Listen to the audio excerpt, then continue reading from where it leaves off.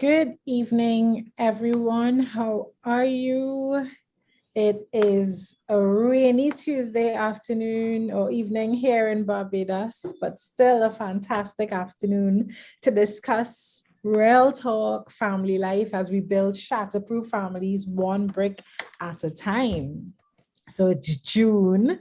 We recently celebrated Father's Day. We know that Yes, every we day is did. Father's Day, but they had that special day, and we saw pictures of dads with their kids, dads with their families, dads at the spa, dads at the beach.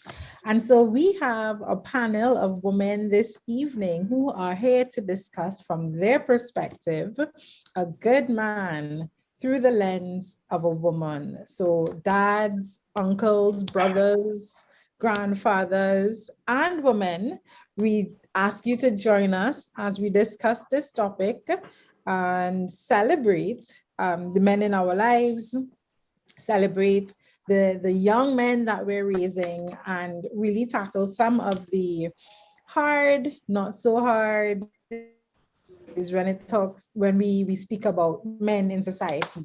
So a few weeks ago, we would have discussed the Caribbean man, we would have discussed some of the myths, we would have discussed some of the challenges, some of the taboo topics. But tonight, we would like to really celebrate manhood and talk about those things that we appreciate as women when we talk about a good man. So, we, of course, as always, encourage you to use the emojis, raise your hand. Please use the chat feature if you have something you'd like to say, ask your questions as we go through this evening's program.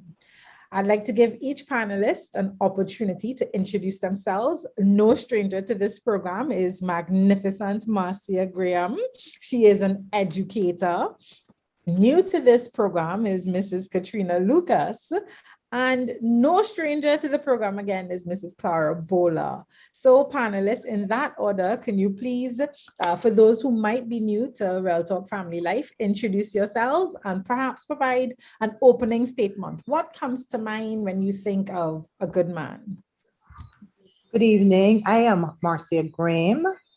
I am an educator by profession. I spent 38 years in the government teaching service. Then I went to Parados Parent Education for Development in Barbados as its director, and I spent 8 years there. So for the last 45 years, I've retired 5 years now. For all those years, I've been involved in education, interacting with parents, with fathers and uncles and brothers. I've done lots of counseling as a director of Paradox, so I am au fait with some of the challenges that men face. And I have been blessed with two sons and two grandsons. So God must have known that He gave me the power, the capability, the strength, the courage, the resilience to parent boys. And that's what I've been doing. My first son is 39 and my second son is 34. So I believe that with that background that I should be able to shed some light on the qualities of a good man, and I am very happy to be part of the panel.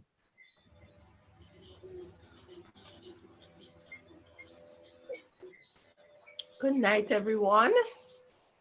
I am Clarabola from Grenada, the Isle of Spice, where everything is just so nice. And I am happy to be a part of the panel again tonight. Thanks, Pastor Henry, for inviting me.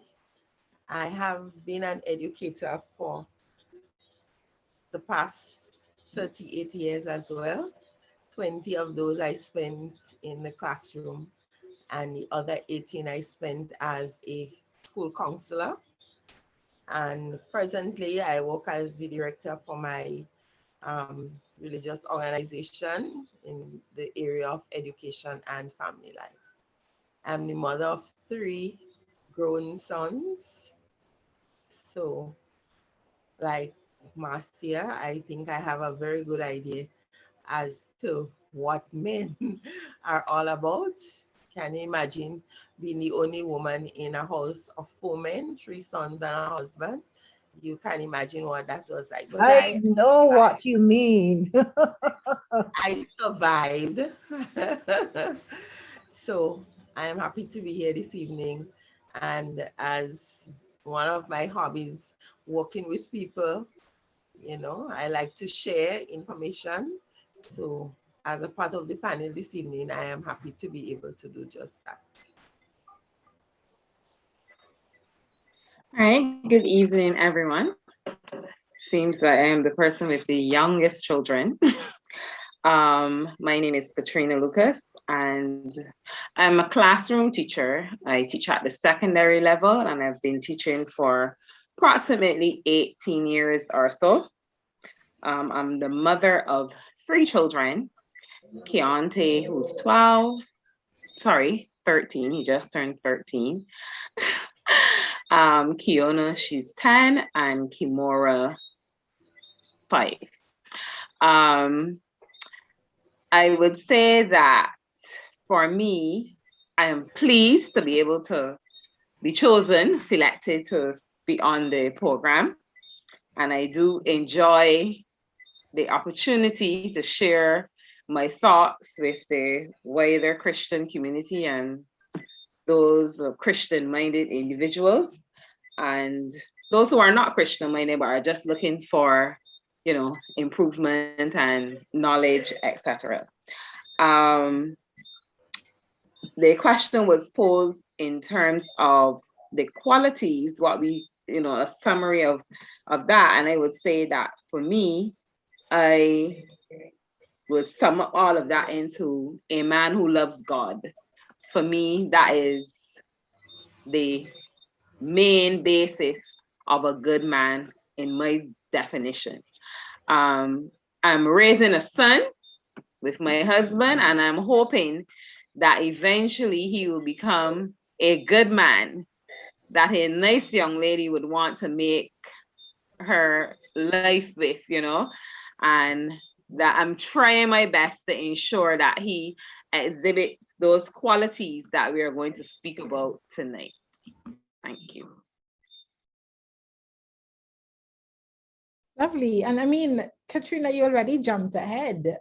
I love what you said. You're hoping to raise a son whom a young woman would want to build her life with. I think that is so instrumental. So before we even get into what a good man is, I just want to ask a quick question, which is kind of a precursor into our next set of programs. Should we always be mindful when raising boys, and I'm posing this to all the panelists, of the type of person you are eventually going to hand over or to release to a female? And I guess it would go the other way. When you're raising girls, you should think about the kind of wife that you're raising. But I think it almost comes naturally when you're raising girls. Learn how to cook, make your bed. Don't do that, do this. It's like second nature that we tell girls how they should behave. Do you think that when we're raising boys, that we should have at the back of our minds that at someday somebody's girl child is going to marry him, and so I need to raise the kind of man that perhaps I married or that I expect, most women would want in their lives? So I'm going to ask Marcia. Absolutely. In the Caribbean, we tend to have definitions of roles. So we expect girls to do a particular thing and boys to do a particular thing. But nowadays, men need to be hands-on. Just as girls, they need to be able to cook and wash and clean and look after the baby, change the pampers, feed, all of those things that were originally we saw as the role of the woman. Now men have to do the same thing. So as we raise our children, there's a quote somewhere that said, God gives us children, but he expects us to raise adults. Mm-hmm. Mm-hmm. And what happens in between there, we've got to depend on him to help, to guide and steer us, to show us where he wants to take this child, boy child that he has given us now to become an adult man. But yes, we have to take all of those things into consideration. And given the fact that we see men as leaders, we have got to train our boys to lead. Lead physically, lead spiritually, financially, emotionally, in every respect. So it is a task. The task of the parent is really the most difficult job in the world. And there are lots of expectations. And just as in our own jobs, we do continuous education, parenting is one of continuous education. You've got to constantly upgrade your skills to accommodate the ages of the children, to accommodate the circumstances in which you live, to accommodate the things that are happening in your own environment. So yes, we have to raise our boys with the mindset that they're not individual roles anymore. Sister Bola. Well, I totally agree with Marcia and all that she said. So maybe I just add, in raising boys, you raise them to raise themselves. What do I mean by that? Now, if they do not get a wife and they choose to stay single, wouldn't they have to perform all those roles? They'll have to cook, they'll have to clean, they'll have to wash, they'll have to, take care of themselves. So they were taught to take care of themselves, and then in the process, they will also be assisting whoever they may choose later on in life. Because the point is, there's nobody going there to be pampering them like mothers like to do with boys. So when I had them as boys, chores were outlined and different persons had to do the various chores. Because if at my house there were chores for ladies and chores for men, then you understand I would die with all the work because I was the only lady here. So I had to find a way to share the chores, even to get them to do their own washing, you know? So that they learn to wash. Yes, now everybody has a washing machine and so on. Maybe they may not have been privileged enough to be able to buy one. So of course they would have had to get clean clothes. They were taught to iron. So even if there was a maid helping with the house chores on Sunday, they would have to learn to iron their shirts, learn to iron their school pants. So at least they got the exposure. Because she came on Mondays, but you had to get clothes for Monday. So of course you had to have your clothes ready for Monday. So I use all of these when I was in the kitchen. Then different persons would accompany me in the kitchen at different times. So they learn to cook, they learn, to do various things. They had to tidy their room.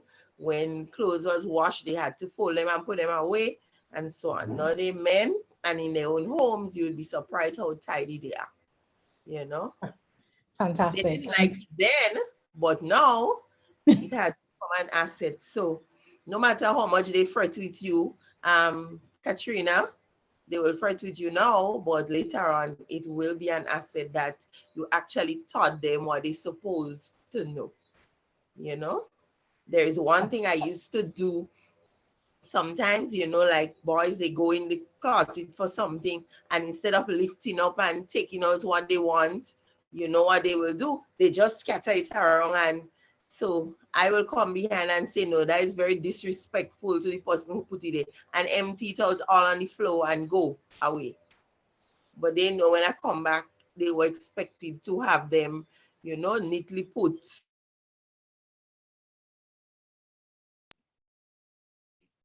Walking around your house, you don't just drop clothes all over the place. Clothes has to be put in.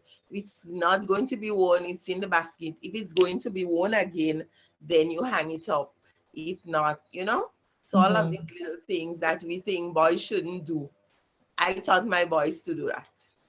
So it's an asset now, Sasha, to their wives, because now she doesn't have to be walking around the house picking up clothes after them. You know, because Exactly. they have learned that dirty clothes go in the basket and clothes to be worn again goes on a hanger or wherever. Mhm. Exactly. And I think it goes in line with what Elizabeth says. I think it's not only raising men to be good husbands, but to be good men of society. Right.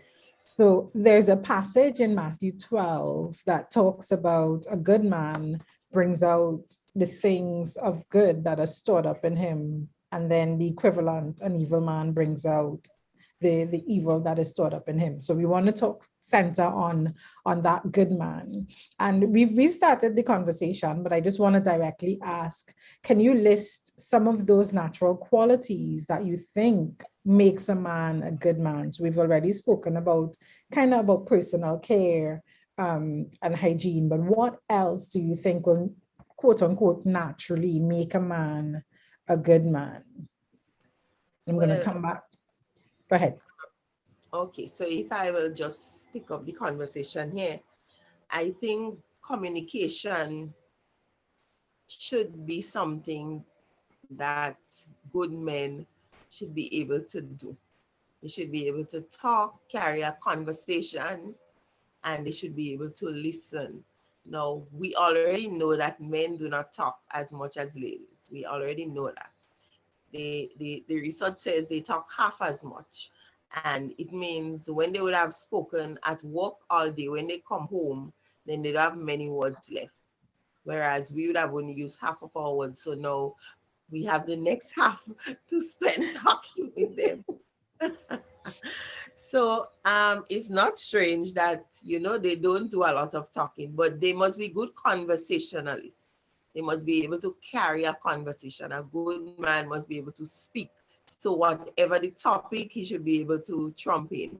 So talking about sports, he could say something about that. You're talking about elections and government, he must be able to say something about that. You're talking about whatever, you know, a good man must be able to carry a conversation, not on the phone sending WhatsApp messages, but actually verbalizing the conversation. So I would say that is a good trait that a man should have. In addition I just to, wanted to contribute a little bit under the communication as well by saying that a good man should be able to communicate his feelings to Hmm. his partner as well. He must be able to express himself adequately, because through communication is where we become intimate in terms of emotionally. And, if he's a good communicator and he's able to express himself, he opens up that door for that level of intimacy beyond the physical, but more of a spiritual and emotional connection. Um, I would also add that he is supposed to be a provider. And we know, although they're women, we are still working, most of the women now. On my way to where I saw driving in the cars, I was just observing. I saw one man out of all of the women that I saw on the road this morning dressed and driving past me early. I'm not to say that the other men are not working, but it was just an observation of how many women are out there in the workforce. Um, Despite that, he's still supposed to be a provider. He's the chief provider. He's supposed to be able to carry his family in that capacity. And for me, that is also something I would say is a natural quality that a good man should have. add to that as well, they must be able to discuss, not only carry a conversation about things in the environment and the things that are going on regionally and internationally, but he must be able to discuss to come to the point where you can make a decision. Now, if something has to be done in the home, it may involve money or some decision has to be made. The man and his wife must be able to communicate in such a way that they gather the information and share that information so that then they can come to a conclusion that is best for that family. And once they've come to that conclusion, then the follow through will happen. But you need the men to be involved in decision making in the home. We know they don't have a lot of words, as Clara was saying, but there must be times when my father-in-law used to say, you know, you have to throw the corn up in the air and let the wind sift out. There are things that have to be sifted, and you keep what is good, and the one that you don't want, you throw away. So being involved in discussion to agree and come to conclusions is another part of communication that good men should have.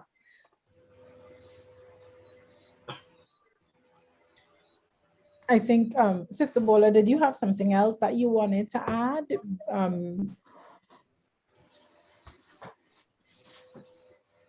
Yes, I would say, in addition to being able to communicate, discuss, and provide, because the Bible says if you can provide for your family, you are worse than an infidel. Nobody wants to be considered that. So you must be a provider.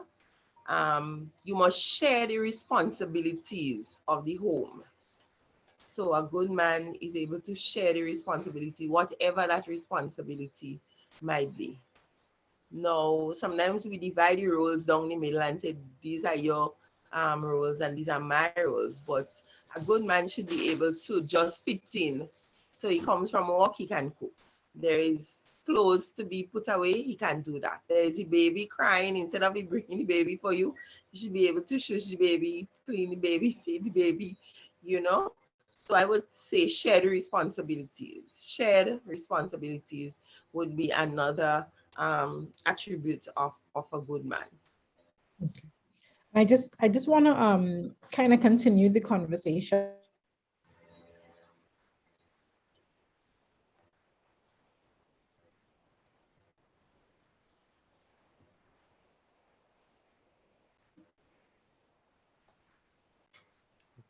I think Dr. Sutherland's internet is frozen. Yeah, I think she's frozen. Yes, so you guys could just go on to the next point and keep talking.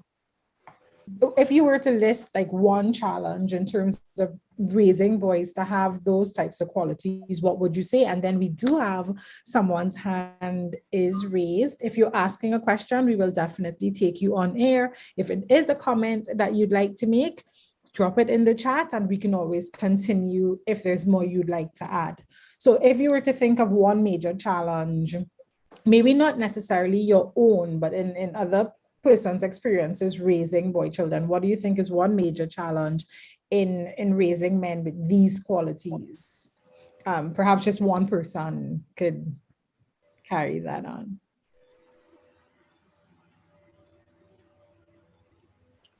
I believe one of the challenges in the Caribbean, just looking at Caribbean mothers raising boys, Okay. is we don't want to make them too girly. So we don't want to put them through, the rigors of maybe doing housework and things like that. So I think that's a challenge. So in order to look like everybody else, you allow them to do, just be on the run, maybe doing nothing in particular, So after a while, then they pick up that and now it becomes very difficult to mold them into the kind of person that you want them to be. So I think just our culture is part of the challenge, why she think those boys are girls. Those boys, because generally boys are allowed to run free while girls are taught, other things. But that could be a challenge. It's Yes. something that you just have to not pay attention to and decide that my boys are going to be this way because I will try to groom them in this way and not, follow the crowd. Okay. Thank you. There's a hand raised, Lenovo. tab, we don't have your name, but you can unmute and perhaps ask your question or make a brief comment on the discussion.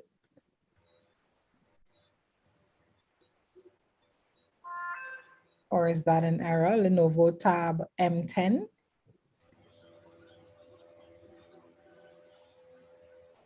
Hi, good night, everyone. That was an error, but in as much as I'm on, let me ask this question. What about discernment? You know, that, and by that I mean, does it help if he is a good discerner without his lady seeing, verbalizing that there is something wrong? He is so in touch with her that he can tell that something is not just quite right. We tend to call it feminine intuition, but can I borrow that terminology and talk about male intuition?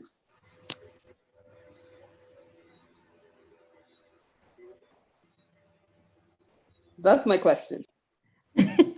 The panelists seem to be a bit scared, but I'm gonna take a go at it, not in terms of answering, but you know, you always hear when your girlfriends and they tell a story, or when men tend to make jokes at, you know, interactions with their female colleagues, and they say, you know, I asked her if everything was okay and she said yes, and I thought everything was okay. But then 3 days later, she brings this up, and you know, I knew something was not okay. Or we're gonna go buy food, and I asked, "Do you want something to eat?" And she says no. And I know I should have bought that second burger, because the minute I bring it back to the car, she's there taking out of my food, and it's like, but you just said no, you know. And these are just light-hearted examples, but Marcia, you want to take a go at it? Is there, should men be discerning of their female counterparts? Remember, men are made differently from women. We make a joke of it, and we say that God took the best part out of the man and he made the woman. So perhaps that discerning bit came out of the man and went into the woman. We probably got more of that than the man. But just as men don't like to pray, you know, men don't like you to ask them the same question and dig at you over and over. You're going back at them with the same kinds of questions all the time. Then they bring the same approach to women. So they figure once they've asked you once and you have responded, that is it. So they tend not to pray and to pray and to pray. And as Katrina was saying earlier, if you want to have that real intimacy in a relationship, and not only in a man, woman, husband, or wife relationship, that intimacy with your siblings, and so that you can have, then you must be able to say exactly what you're thinking. And if you think that something is not altogether right, you must be able to set the tone for talking. And even though Clara feels that they expend all of their words out on the job, they must learn to bring home a few to add to the ones that we have.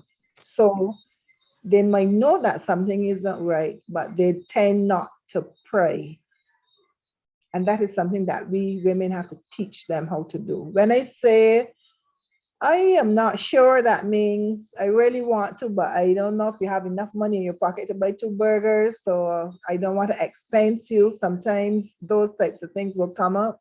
But as people live together more and more, they should get more open with each other. Thank you. Okay, so we're talking about some of the general qualities, you know, as we said, personal hygiene, personal care, provider, communicator, etc. So providing that all men are not created equal, some may come more endowed with some of these qualities than their counterparts. But then there are fundamentals, what we tend to talk about, core values when choosing a spouse, or choosing someone to just be in your space. In terms of the fundamental values of a good man, what maybe perhaps 3 fundamental values would you say a good man should possess? I'll start perhaps with Katrina on this one. Okay. For me, my three would be respect. I think that, you know, you can't have a effective and healthy relationship without respect. Not only respect for you as the wife or the partner, but also respect in general for their family. You know, the fact that you're the husband, you're the man, you're the head of the family. So you have to demonstrate that level of respect for society in general. When you go out there, you are representing your family. So for me, respect would be one of the qualities that I think is essential. I would also say being trustworthy, because you are in a relationship with someone, or you're trying to get into a relationship with someone, you must be able to trust them. You must be able to have that level of trust where what they're telling you is what you know to be true. And when trust is broken in a relationship, it's really hard to build it back. So for me, that is another aspect that is very important, because if there's no trust, then you're going to be doing all kinds of strange things to each other, that will cause other conflicts to arise because of the lack of trust in the relationship. And I would also say honesty, in terms of being honest with each other. You must have that understanding. A good man should be able to be honest in a tactful way. He must be able to express his feelings, share his thoughts, even though it might not be, it might be met with conflict or not. You should be honest enough to share your opinion. And I think for me, those are my three things that I think a good man should have. Sister Bola, what about you? I think he should be very truthful. So when he says something to you, you know what he says is true, right? And not mix a little lie with the truth so that he gets you to believe whatever it is. I think he should be truthful, because as Katrina just said, if you find the person not speaking the truth, of course it breaks the trust. You think, how many other times has he told me things that are not true? Mm-hmm. It is important that you begin the relationship being truthful. Whatever it is, the truth will set you free, Bible says. Speak the truth and speak it ever, cost it what it will. He who hides the wrong he does the wrong thing still. I think I must have learned that a long, long time ago. And we have found that if you are truthful, a lot of times you don't have to remember what you said, because you spoke the truth. So your truth will always be what you said. Also, I think person should be, in addition to being respectful, they should also be very empathetic. Sometimes we believe that men do not show their emotions. They are not easy to come forward and say how they feel. But good men should be empathetic. So they should be able to empathize with you by what you feel, they also feel. So if you say, I'm not feeling well, they should understand what not feeling well means and walk along with you because you're not feeling well. Instead of just brushing it aside and then behaving as though you didn't say, I'm not feeling well, you know. And my third point would be that area of integrity.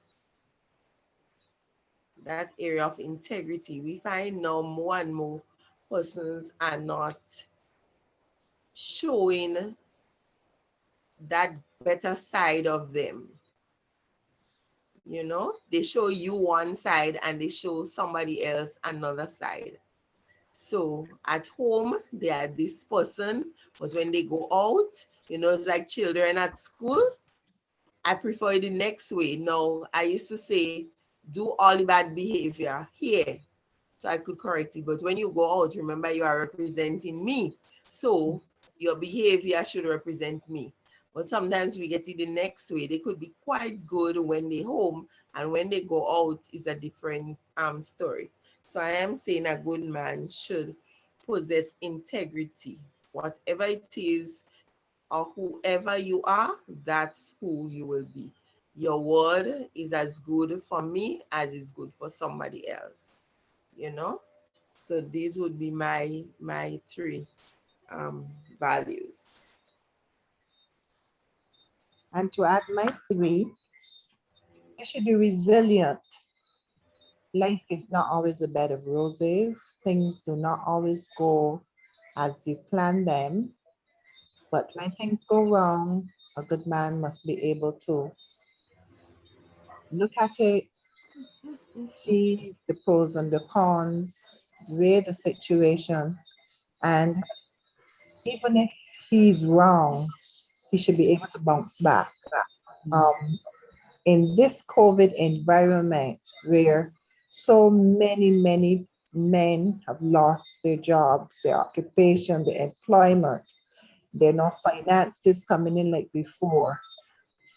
There are many men who have had several mental health challenges because they were not able to express themselves and then they didn't bounce back from the situation. They couldn't see plan B or plan C. So you want men, as we raise our boys into men, to understand that things will go wrong and that they must find the solution and get back on track. They can't stay down forever. You will fall, but you must get back up. And that is a value that is vital for men. And then they must be hardworking. They must get tired, but no, this is the goal. This is my family. I have these children to raise. I have this house to look after. I have things to do. And then they can't sit down and say, well, I'm tired and I'm finished. They will rest, but they will get up and go again. And they will not give up until the particular task is completed effectively. And I say, in my house, do it properly. You know, just do it, you do it, you do it well. You can look at it and say, yes, that was a good job. You know, you cut the grass, do the edges too, and put the fork in the garden bed. And when you're finished, out there looks really good. So hardworking and doing things well. And then being loyal.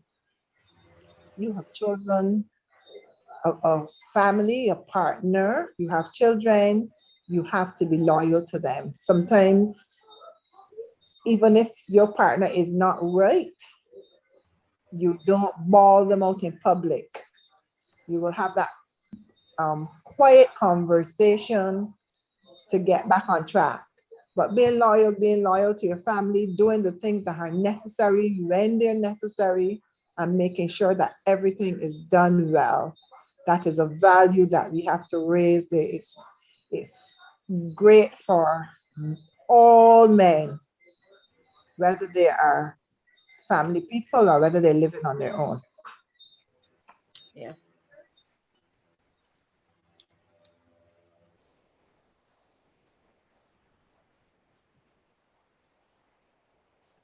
I saw that there's a message in the chat where it speaks about being honest in a tactful way.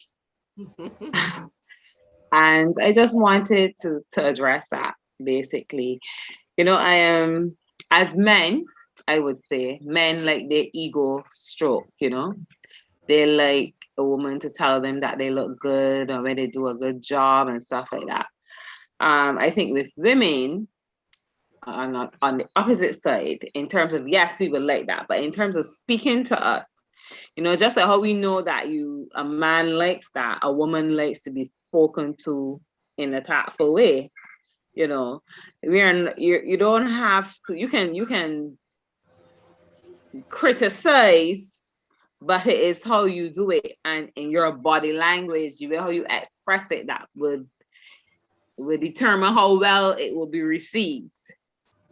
Right? Because you could say, I don't like you in that particular dress, as the example in the chat that Pastor Henry placed there.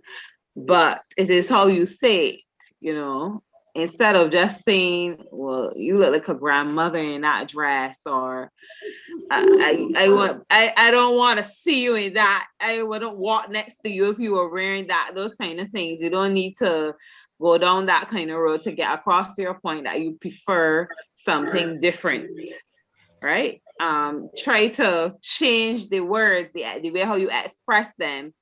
And that requires tact, because if you don't, then you're just going to end up with an argument and then you end up going nowhere. And the night ends very badly for you, basically, right? So yes, I believe that a good man should be able to express himself honestly, but in a tactful way. And I think that any woman would be able to appreciate that in a man, because, you know, we although we are hard, we are still very soft at the end of the day, and we want to be treated like a lady, and we want to be treated with respect.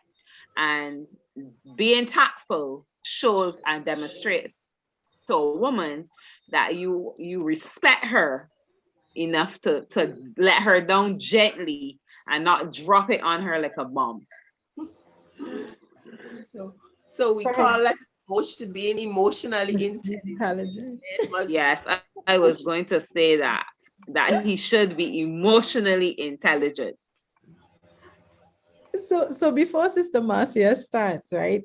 Don't get me wrong, I totally understand. And there's some men on this evening, so feel free to, you know, give us your feedback in terms of what we're talking. And I'm thinking that it is true. It is what we want as females, is, you know, the way we interpret what a good man should be. But then two questions came out of my head, and I'm like, oh my gosh, I really want to ask this.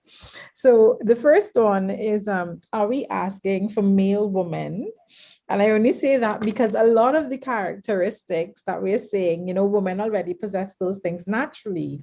And then the follow-up to that question, because I'm sure that's not what we're asking for, but I don't want it to be misinterpreted that way.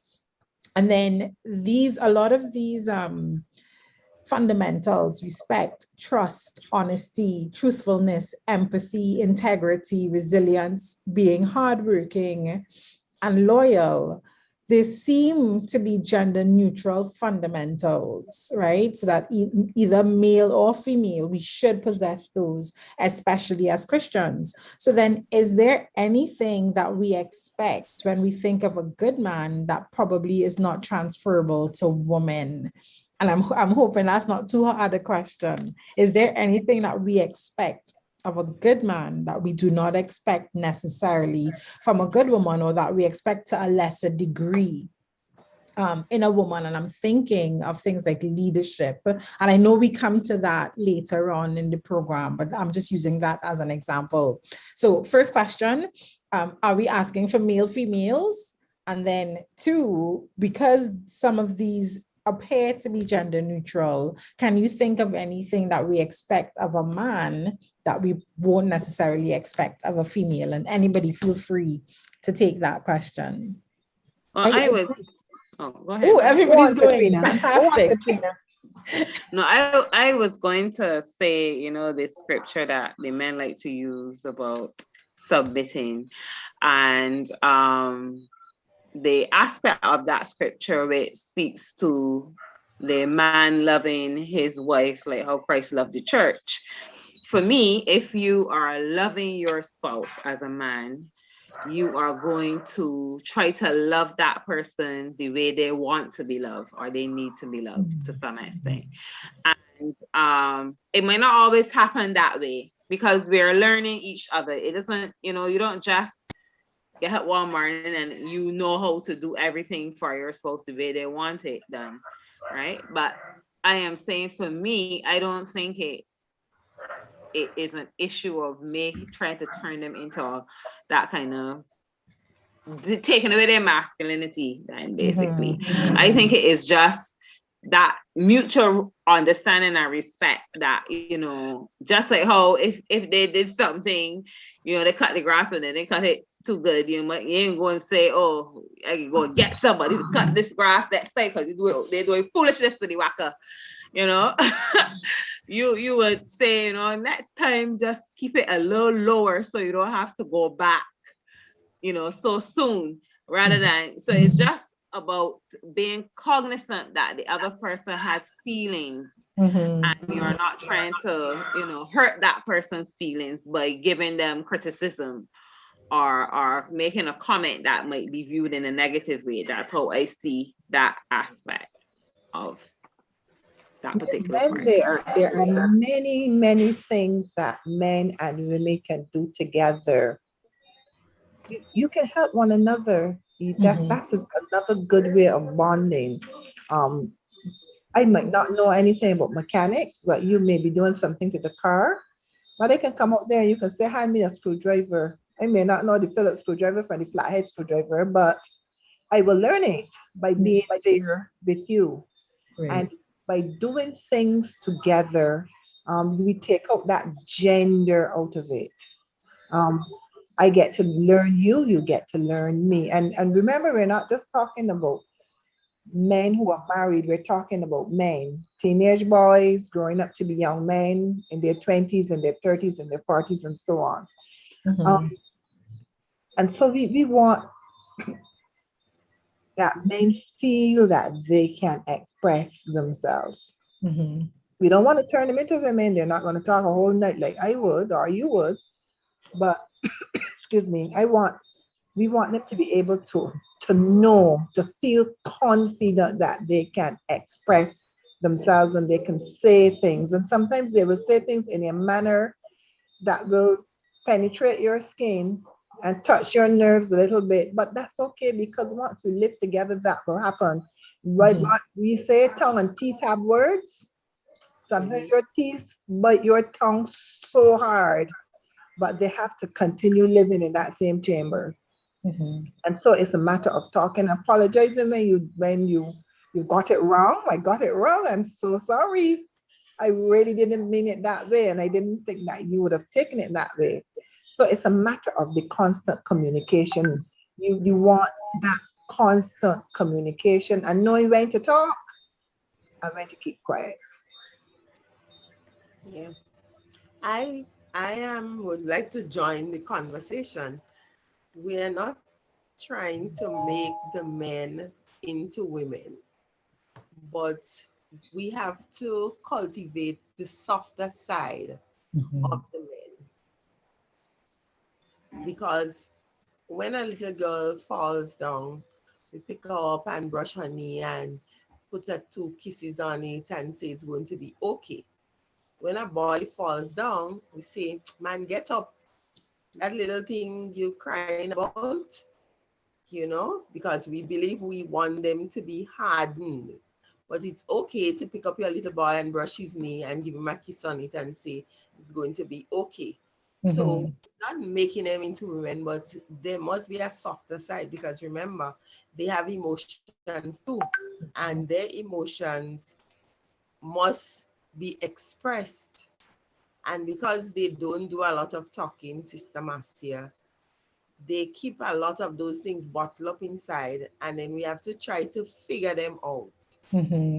we teach them that it's okay to say what is happening to you, it will not make you any less of a man to say what is happening or how you're feeling or how you're dealing with a particular situation. So you don't have to keep it all in on the inside. It's okay to talk about it. So being masculine doesn't take away your feelings or your emotions. So as ladies, we have to help them too. Just as we women want to sometimes do some very male things. We want to Mhm. climb the ladder, we have to pong in a nail. Like this morning, a screw fell out. Had to go and find my screwdriver, decide which one, and get the screw back because I had to hang back whatever it was. So, my vehicle, I have to make sure that the tires are okay. And so, just as we try to develop the male side of us, we have to try to develop the female side. So, they at no time there will be a difference, but these characteristics and qualities will help to make relationships better. And I want to add, the Bible says two will become one. So it means things will rub off from one onto the next. You start finishing the person's sentences. As soon as they start talking, you already know what they are going to say. With time, all of that will come. But these are things that, as Caribbean women, we have to teach. Somebody told me recently, when you see two people walking down the road, if they holding hands, they're not married. Because as soon as they get married, they stop holding hands. You know, so That we have to keep holding their hands and showing them the ropes and talking to them so that when they get their own wives, she wouldn't feel so alone sometimes because they didn't get the right training. And when the little emotional part of the love gets a little stale, then the trouble begins. But if they have that softer side, then things will keep going. So that's my contribution. Thank you so much. And that leads us smoothly into talking about things like, emotional and academic expressions. But before we go there, Sherry says, deeply masculine, but in touch with the emotions. And Elizabeth says, it's okay for a man to have a tender heart, to cry, to hurt. Christ expressed all of those qualities. Thank you Amen. very much for engaging the conversations. We still haven't heard any of our male figures outside of Pastor Henry. So feel free to drop a comment. Let us know if you agree, if you have a different perspective where necessary. Pastor Henry says, I can't understand you women. You were saying that a good man should be a great communicator, and you admit that women speak twice as much. Will there be any time for anything else in the relationship? There'll be plenty of time and plenty of things in the relationship, Pastor Henry. There will. And just before we move away from that, it's called relational sensitivity. Mhm. It's called relational sensitivity, kindness, patience, understanding, empathy, compassion, all of these. So in a relationship, it will balance off. Okay, I'm taking my notes. I believe too that you see these programs that you're doing as a church. I believe that we fall down in that we don't do enough of them all across the board. When you go into a job, say you're an accountant, you're expected to go to a conference, a workshop, some training session.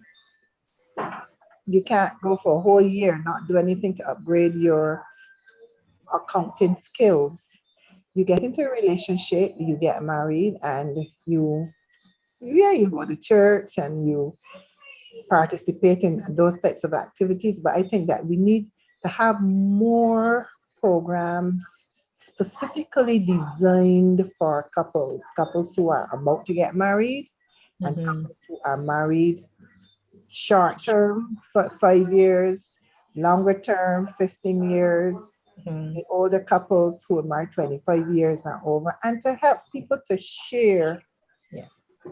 couples sharing with one another in, in an environment where they they want to grow and develop and stay together and increase and enrich their love. So I believe that because I'm an educator too, I see the difference that education can make in people's lives. And if we consciously make that effort to study each other, to study relationships, to study marriages, then you can see that improvement will come. Thank you. I think Brother Georgie had his hand up earlier. I'm sorry. He's not on my screen, so I am just verifying that. So Brother Georgie, if you'd like to contribute, feel free to unmute. In the meantime, I'm just going to say, Pastor Griffith says, I think when a woman speaks about a man being good, she's really saying, I like a man who does so and so. So question for the panelists to think on. Brother Georgie, did you have something you wanted to say or ask? Just a comment, but I think it's so true that, mothers play an important part in the lives of men, their boy child. Fathers also do. But, we as boys and men tend to listen to our mothers quicker than we listen to our fathers. I don't know what it is happens, with the mothers and boy children. So we then have to rethink how we actually would fashion their minds towards relationship and how they are to be a man in the home of their own home when that time comes around. That is, wow, such a potent, I'm actually writing it down, that boys listen to their mothers quickly, women fashion their sons' minds towards, I just say, like, relationship building. Thank you for that, Brother Georgie. Pastor Griffith, are we to take issue with you tonight? He says, I think when a woman speaks about a man being good, she's really saying, I like a man who does so and so. What do you say to that, panelists? And I'm not going to call any one person, but perhaps one of you can tackle that. Are we really saying, I really like it when you do X, Y, and Z? And so if you do that, then you're considered a good man? Or is it really us encouraging particular behaviors that we think can lend to good relationship building, relational sensitivity, as Sister Bola said earlier? Yeah. There is what we call the languages of love. So persons in a relationship respond to different areas. So mine might be, if you help me around the house, then our relationship will be good. Mm-hmm. Or if you bring me gifts, that might be, or if you tell me nice things, we have different languages. So we respond to different areas. So what I may like, you may not like. Mm-hmm. What I would want my man to do, you may not necessarily, like I would be in the kitchen and I would prefer him to be in the kitchen with me than sitting watching the TV. You may not want him in the kitchen because you think he's a humbug. So let me stay in front of the TV. Let me just get my work done because he's getting in my way. So we have different ways of handling what we really want the man to do or not to do. So it's not just across the board. What we call in here are just general values. As you say, they're not gender specific. These are moral values or emotional things that persons, whether they be male or female, should have. But we are saying, because we looking at men through our own lenses, we are saying these are areas that men need to develop, that women need to help men develop, that men should think are important and want to develop. So it's not prescriptive. So this is not a prescription we are giving. We are just saying these are some general things that we believe if men have them, it will help to make relationships better. Thank you. And Pastor Griffith does come back and say, therefore, it can be subjective and we can have a composite. Fantastic. So it leads us into the whole idea of emotional and academic expression. And so when we think of men, we say they talk less when they are in a long-term relationship. How do you as women feel about your spouse? Or how do you think women in general feel about their spouses who do not communicate as often as when they were dating? Do you think your good man should be one who seeks to continually educate themselves? And then what about fun and laughter? So that's 3 questions in one. How do you feel about men when they basically do not communicate as often as when you were first dating? Do you think a good man is one who continually seeks to educate himself? And I believe we touched on that a bit earlier. And then what about fun and laughter? Should that be something that is maintained throughout the relationship? Marcia, I'm going to come to you and then to Sister Bola and then to Katrina. I'd like to hear all 3 perspectives on this one. I think that when men are courting, they're looking to find answers. They want to get to know you. There's something intriguing about you that has that emotional connection to them. They feel good when they see you and they want to know more about you, and they're trying to find out if you're the person that they really want to spend the rest of their lives with. So they will talk and talk and talk and do all the things that they think will make you happy so that they can make a decision. But once they've made that decision, that's it. I've made it for life. I said till death do us part. So you've got me, and there's no need now for me to be finding out all of these things. I know them already, and we just want to live forward. That's why patience is one of the virtues. Patience is a value, and we have got to be able to patiently say what we need to say and then encourage them to respond. I know in some cases, like I would say, sometimes my husband has a delayed reaction. I talked to you about that 2 days ago, and it's now you're responding. I've gone on to something else, but you are now responding. So you've got to, it calls for a lot of tact and understanding. Lots of people say they want to get married and they want to have a family, but it takes constantly working at. And then continuous education. Men, especially those who think that their role is to provide, they want to work and bring home the money. They want to make sure that the bills are paid, that the food is bought, that the roof is over their head. And some of them do not focus heavily on continuing education. And so you'll see them dropping the girls off to the university. And the women will go and do all the courses, and they will come back and pick them up at 8 o'clock, but they don't do them themselves. So that can become a problem later on, where you see now women have got new skills, new approaches. They have a different outlook on life, and the man has stayed in the position that he was in at first, and that can cause a challenge. And every couple should have a date night. We go out without the children, and you have some fun.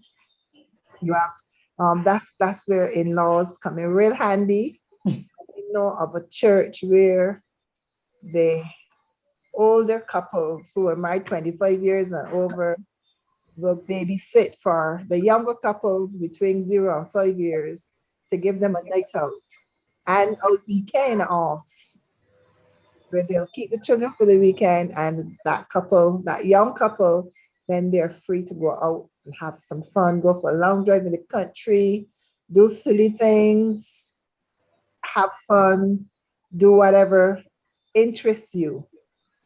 So you've got to bring that balance and keep that balance in your relationship, where life is serious. There's some things that you must do, and then there are other times that you can let your hair down and have some fun and let things happen spontaneously. And all of that good mix helps to keep a relationship flourishing. Okay.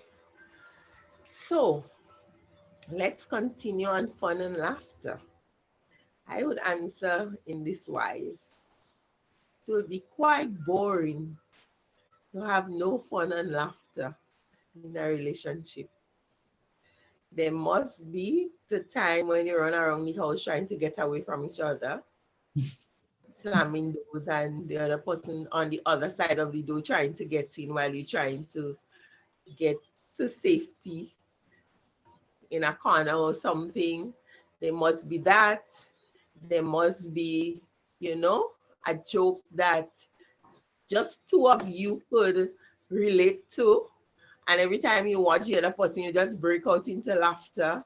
And everybody's wondering, what is the joke? But that is just your joke that, you spend some 2-3 days thinking about it and just laughing all over. So fun and laughter has to be a major part of any relationship. You don't want that seriousness. There's time for serious and there is time for just, maybe watch a funny movie, maybe tell a joke, something that happened at work today, something you saw when you were coming home, just something to spice up the relationship. Otherwise, it will be very, very boring. And men have to learn that it's okay to laugh with you, to laugh at you, to laugh about you, to, just have fun. What about playing games?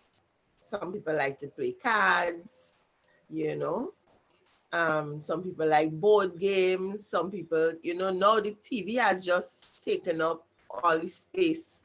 But in my early days when we didn't have a television because it was a luxurious item that we were not able to afford, we were able to do Scrabble, we were able to do Monopoly, we were able to do Game of Life, we were able to do Snakes and Ladders, we were able to, and do things like that and just be happy with each other.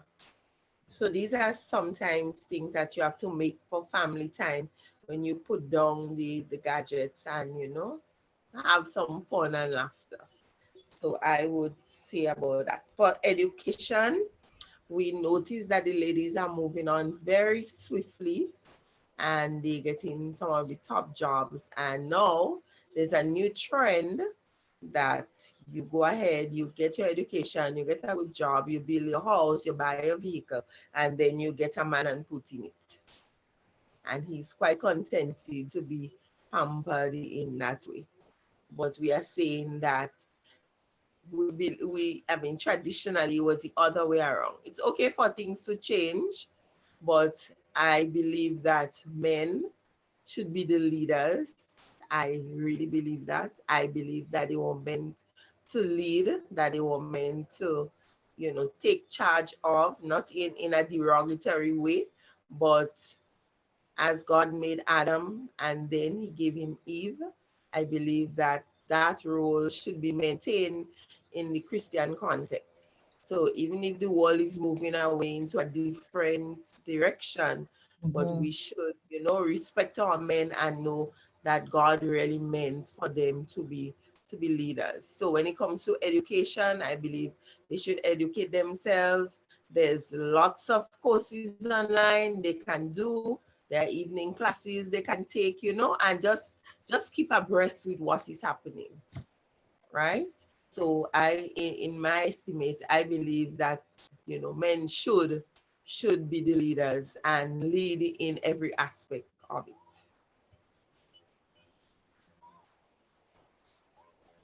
Thank you, Okay, Trina. I'm gonna pick up from her point on education, but I'm gonna look at it from a different perspective in terms of, yes, we understand academics in terms of, qualifying themselves, but I also look at education in a wider perspective in terms of knowledge acquisition in general, bettering yourself, acquiring that knowledge for, being a father or being a husband or, being a spiritual leader.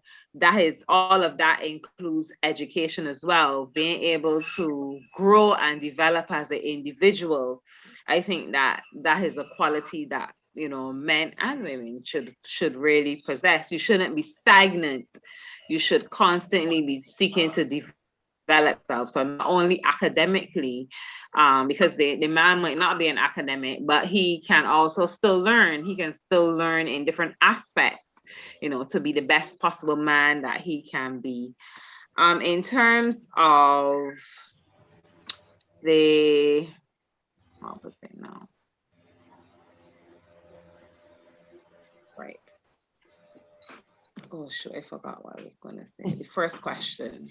Oh, about communicating. Mm-hmm. And in terms of, when we look at your relationship when you are courting, there's this saying that the males are alpha males. They hunt, they enjoy the chase, they capture, and then they relax, right? And that, to some extent, is what happens in some relationships when the man becomes quiet, because he did his job to capture the best possible spouse that he could find, that he felt was compatible with his personality and whatever qualities he was looking for in a woman. And now he has her, he thinks, to some extent, that he's had it in the bag, so it's time to just enjoy life. But it doesn't work that way, because I always tell my students, I have so many jobs. I teach, I'm a mother, I'm a wife. It seems that these are all jobs. You have to constantly work at them, right? And for a man to go after you and pursue you, and then when he has been successful, he still needs to continuously pursue you to keep the relationship interesting. I'm not saying he has to be crazy, but you still have to try to rekindle some of that chase. And I guess as a wife, you would have to also encourage that chase as well, to some extent. So that I find is one of the reasons why the communication might change a bit in a relationship, because they're alphas and that's what they do, Mm-hmm. And as women, we have to try to pull it out of them and encourage them to be more alpha throughout the relationship and not just at the beginning of the relationship. Fantastic. You're getting some absolutelys and amens to these responses. But Sister Bola started us off, and you all have touched on it in terms of every good man being able to take the leading role in the relationship. I think, Sister Bola, you said that men should be leaders and they should lead in the Christian context and educate themselves to do that to the best of their ability. And I like the fact that you link it to the Christian context and what role God intended for the family union, in keeping with our theme of building shatterproof families. And we're not saying that, if you're not married, it doesn't mean that you're not in a family, but even endeavoring as single men and single women to be what God has called you to be.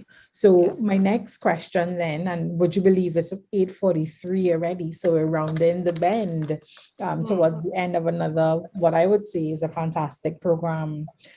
Should men definitely take the leading role in the relationship? And if so, to what extent should a good man be able to help their spouse and children be the best that they can be? I mean, you guys have already touched on this in terms of what you've answered, but just to cement in our minds that, we're in this together. It is about community, but at the end of the day, there is an established hierarchy for Christian families. And I guess you can round up in terms of what you think generally a good man, what you'd like to leave with the audience this evening. So Sister Bola, I'll come back to you since you were the one who kind of segued into leadership and what it means for the family. So I want to reiterate the point that I believe men were meant to be leaders. I have spoken to my sons in this wise all the time that I believe you are meant to lead, and I think you should, be trained in such a way, not as a bully or to demand be an authoritarian person where you call the shots and everybody has to follow you and so on. But there should be some serious traits in you that tells everyone that I am the leader. They go to school and I say you must be the leader. So persons must follow you. So you're not going down the path where peer pressure is making you do wrong things. You be the leader and let people follow you. You be that kind of peer. And I believe in the home, it should be the same thing, that men really should be the leader. Every good man should take that leadership role. He shouldn't fall behind, but as I said, it's not bulldozing your way to the top and saying, you have to submit to me. But submission should be just part of that role. Because you are the leader, when there is a decision to be made, we spoke about discussing and so on and so forth, and then the final decision rests with you based on our discussion.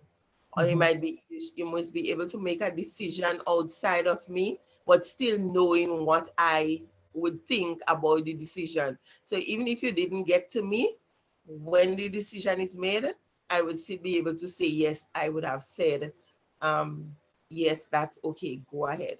So I believe that men should take that leadership role in the relationship, and not, I am the head and you are the tail, but I am the head, you are the neck.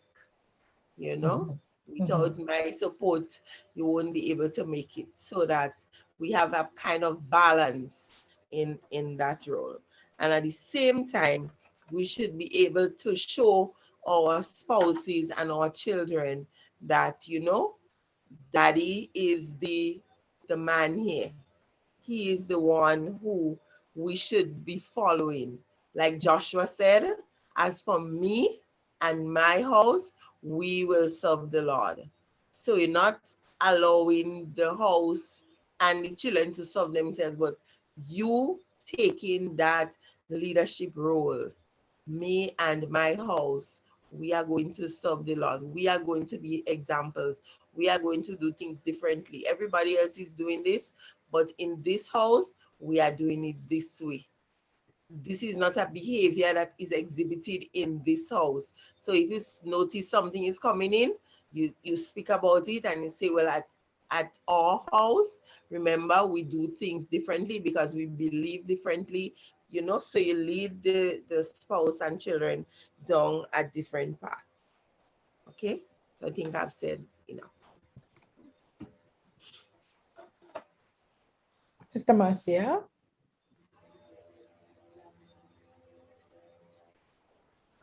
You are muted. Yeah. Oh, you just muted yourself again by mistake. There you go. Sorry. The Psalms, in the book of Psalms, it says, the steps of a good man are ordered by the Lord. And, sometimes you find yourself in a situation where the only thing you can do about it is to pray. You want a man who, when you have tried the things that you know should work, will say, let's pray about this. Let's not make the decision tonight. Let's pray about it. And so if he's the leader and he is committing whatever decisions he has to God, and you are his partner, you are his wife, and you trust God as he does, then together you're trusting that God will show you the way. And usually, and it happens 9 times out of 10, when God puts something on the heart of a man, he also speaks to his wife. So that when your husband comes to you and he is putting forward this proposal, you feel it already. Yes, there are times when you're not so sure, and that is when you need to go back to the Lord. And if we allow God to guide our directions, then whatever we do, he's interested in every aspect of our lives. And whatever we do, if we commit it to God together, and the word also speaks about being unequally yoked. So if you love the Lord and he loves the Lord, then you're yoked together onto God, and the result will always be for your good and for the good of your family. So for me, the good man is one who can bring his wife to God, who can pray for you and pray for your family, pray with you and your family, and then see the results and rejoice together because God has been good to you.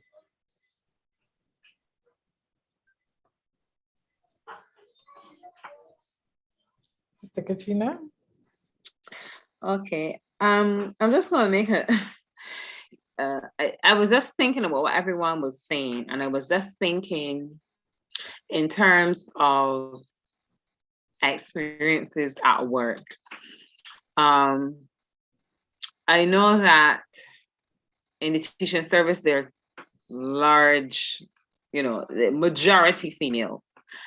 And especially at the secondary level, it's quite difficult sometimes to deal with the male students because sometimes they want to assert their authority. And I just remember one time, one of the female teachers, she was trying to silence some students because the exam was going on. And she was like, be quiet, she was very gentle and everything. And then one of the male teachers just stepped out with that authority, and it was just like automatic. And that just came to mind because it also happens in my house, right? I once said I am a soft pushover kind of mother. But sometimes after a long, hard day, you're quite tired. Especially when you're talking to children all the time during the day. When you get home, you're quite tired. And, sometimes you are not as diplomatic as you should be. But when their father says, your mother said, do this, go and do it now. It's a different response, right? And that for me is leadership, right? Him being able to exert that authority is, and the children having the respect as well, because respect comes hand in hand with the leadership. Because they respect him, they would follow the instruction. When daddy says this is it for real, okay? No more playing, and they respect that. And I think that is an important role that a man plays in the home as a leader. And it doesn't mean that it makes the female's role less, but it is just, in my opinion, how God intended it to be. That you have that level of support and backing when it is needed, and that you are an example for your children as well. In terms of the spouse, your husband, the good man being that example for their children, because boys and girls, they look up to their fathers. They expect to see that role model coming through. And most of the time you would see that they try to emulate what they see as well. So I think that a good man would always try to pull out what is best in their children so that they will become the best possible children that they can be, best possible individuals that they can be.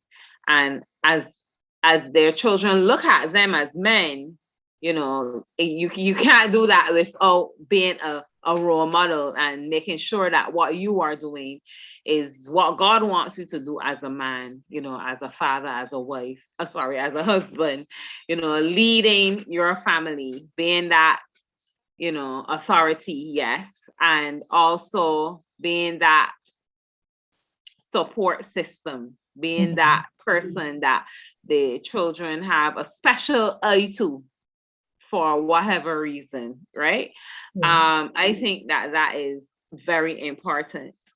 I think that I just wanted to touch on it a little bit in terms of when we are raising our sons, we need to be careful to instill the fact that they are the leaders of their homes when they have them.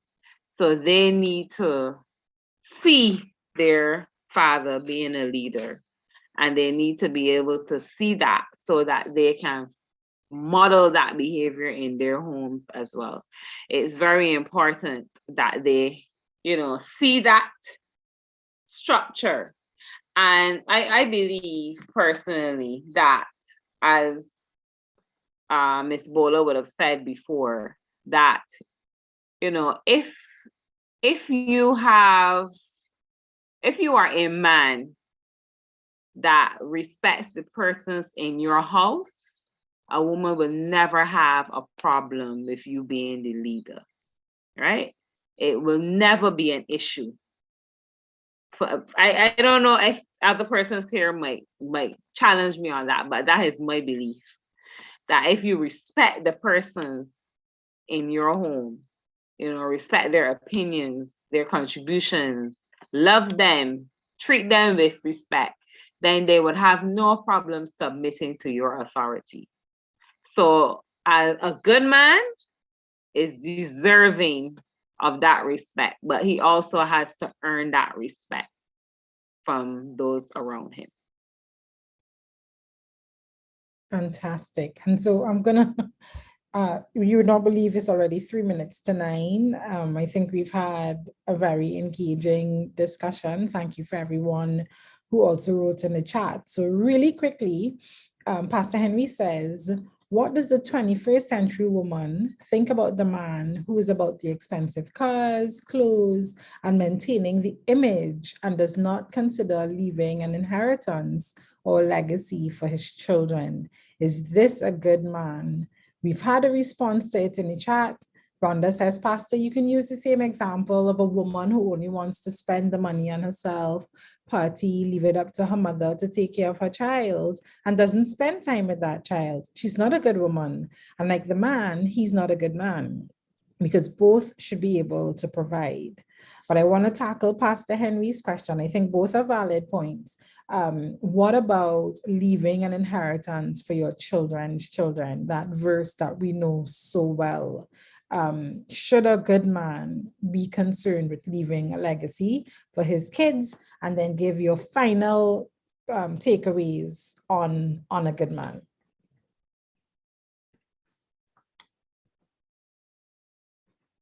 Nobody wants to go first?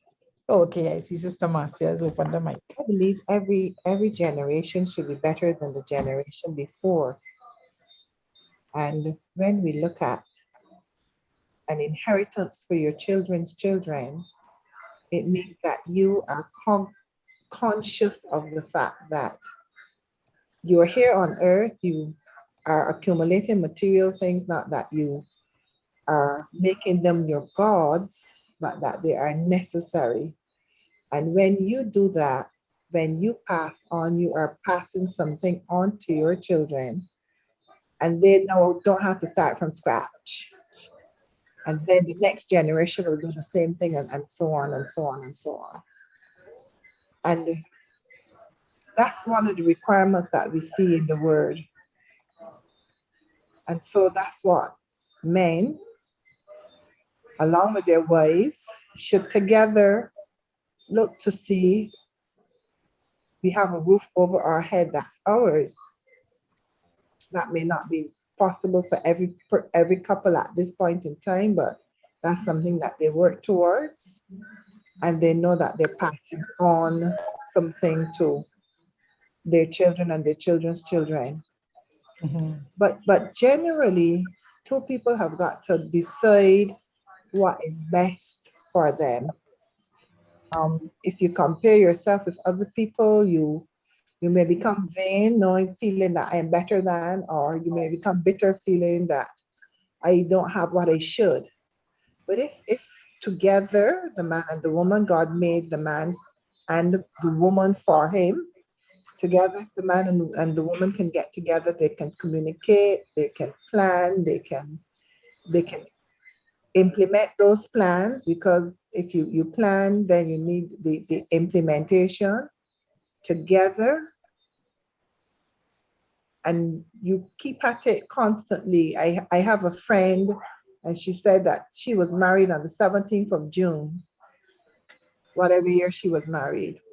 And so on the 17th of June, the 17th of every month, she and her husband will sit together to look at the last 4 weeks and to make a projection of the coming 4 weeks. And you talked about respecting your men, respecting the opinions of the woman, men loving women in the way that they want to be loved. And so if you make that constant evaluation, if together you sit and you look to see what was really good, what I am so pleased about, and where are some areas that we can tweak and make them better. And this is constant because it's ongoing. You get into a relationship, it's for life, it's lifelong. And once you can keep doing those things together, then it makes your living a whole lot easier. So every family has to decide what their plan is, what their vision is, and work together, make whatever adjustments are necessary as you go along. And going to God for guidance, because He said, I will send the Holy Spirit and He will lead you into all truth. The Holy Spirit is here to guide us. And as long as we stay connected, people say, I get a feeling, but that's the Holy Spirit talking to you. And when you get that feeling and you listen, God puts things in your line of sight to help you to make effective decisions. And so good is relative as it relates to what people, individual families think is best for them.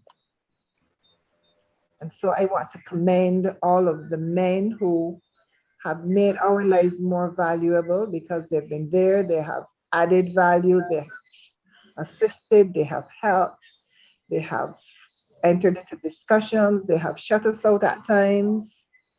All of those things that went together to make us into who we are. We could not be who we are without them, and we thank God for them. Okay. I would say that every good man wants to leave a legacy for his children. I will give you an example of what I mean. Sometimes you go to do business somewhere, and because of who your father was or some male figure in your life, you get positive or negative treatment. So if the person was considered good, then you get the best treatment. If the person wasn't considered so good, then the treatment might be different. Doesn't happen at all times, but it goes to show that who you are follows, like the commandment says. to the third and fourth generation. So it does mean that we leave a legacy, whether or not you believe it. We leave a good legacy, would follow the children and grandchildren and other family members. If you leave a bad legacy, then it follows just as well. So I am saying in our Christian context that we should submit under the mighty hand of God so that he will lift us up. We should follow the counsels given in 1 Timothy 3, 1-8, where he says a man should be blameless, husband of one wife. We didn't get to touch on that, but that's an area that we believe men should have as many wives as they could. Ladies must have one husband, but men must have as many wives as they possibly could. And then we think that's okay. It makes them macho. No, the Bible does not say that. It says you should be the husband of one wife. So even though you are single, you shouldn't be running behind every single girl. You know, yes, you're generalizing, you're socializing, but within a spiritual context. All right? Walk orderly, not a striker, given to hospitality, of good behavior. All of that are things that we leave behind for our children. So I would say, yes, a good man would leave a legacy. Psalm 112 says, blessed is the man who fears the Lord. And in the next verse, he says, his offspring will be mighty. So if you fear the Lord, you leave a good legacy for your children, they will be mighty. They will thrive and strive in whatever you leave behind. And legacy there doesn't just mean possession and property and so on. But my husband always quote this text, a good name is better than riches. So you may have all the riches and you don't have a good name, then that's the legacy. But you may not have riches, but you have a good name, and that's your legacy. So I would close my presentation by saying that a good man, our good men should be taught by our women, because first they taught by their mothers and then they go on to be taught by their wives. So let's teach our boys to be good men. They should be relational. There should be relational sensitivity.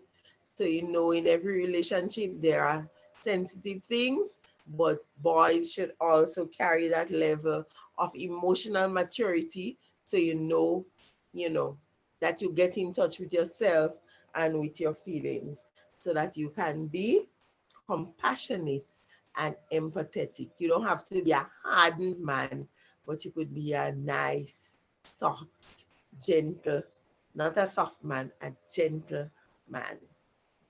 Thank you.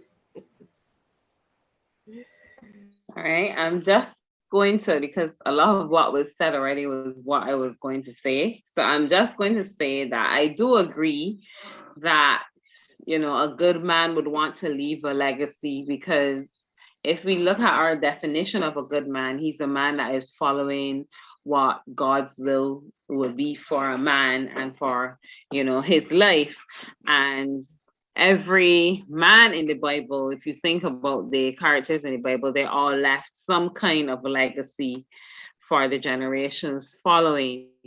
And, you know, as a mother, you know, you want the best for your children.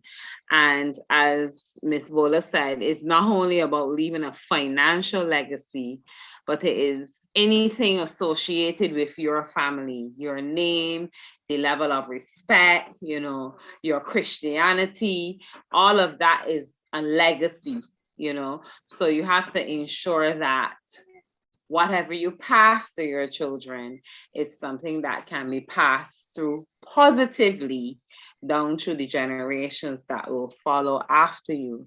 And when they speak of their great-grandmother and great-great-grandmother Katrina, that they will have great things to say, you know. And as they speak about Marcia, they'll say she was a great woman who left, a foundation for her future generations. May it be financially, may it be, you know, whatever, because depending on what, you know, we are, the stages that we are in our lives will determine what we will be able to pass to our children. But for sure, that level of respect, you know, upholding a positive family name is something that you don't have to have money to pass on to your to future generations. And for me, a good man ensures that a good name is passed down through generations. Thank you. Thank you so much. And thank you to everyone for staying on with us this evening. That concludes another episode of Real Talk Family Life, building shatterproof families, one brick at a time. I'll now hand over to our host, Pastor Anthony Henry of Faith Tabernacle in Trinidad and Tobago, to wrap up the evening's ideas and talk to you a bit about our next program. Over to you, Pastor Henry. Thank you very much, Dr. Sutherland. And ladies, thank you so very much for those interesting comments. I've learned a lot tonight. I have a lot to practice from what you have said. So after 40-something years of marriage life, I'm telling you, I'm still learning. So I don't know if that makes me a good man. Thank you so very much. The next 2 weeks, we are going to be shifting gears. We're going to be talking about preparing our children for life. And so I have a number of areas that we are talking about, preparing them for social relationships, preparing them for parenthood, preparing them, but we're talking 4 weeks, July and August. We're going to be there talking about preparing our children. So plan to join us as we come on.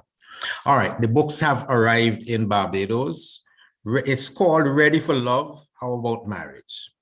Let me give you one passage, just one chapter. Ladies talk a lot about the men. Ladies, there is no need to sweet talk your guy to initiate an intimate moment. As a matter of fact, for some men, the extra chatter becomes boring. A hug, kiss, or an affectionate touch is sufficient to create an awareness of intimacy for the man. Women must learn to use the pathos, ethos, and charisma to get our wives to our world of intimacy. She's not cold. It takes time and the right words. It can at times be likened to a Boy Scout who must start a campfire with a flint stone. Yeah. Once the fire is lit, we prepare to enjoy its warmth until it goes out. Yeah. And I think that's enough for tonight. My wife is sitting down here and she's saying enough. Ready for Love, How About Marriage? So they called me from the customs today and they said my book is called Ready for Love, How About You? And so they said that can't be educational. So I'm glad for the name that they changed for me. So when I read for my wife, it's Ready for Love, How About You? I'm gone, I'm misbehaving. Nice of you joining us. Everybody who joined us, we are happy to have you. And you already got my Kindle copy. Okay, well, praise the Lord. You can stop the live.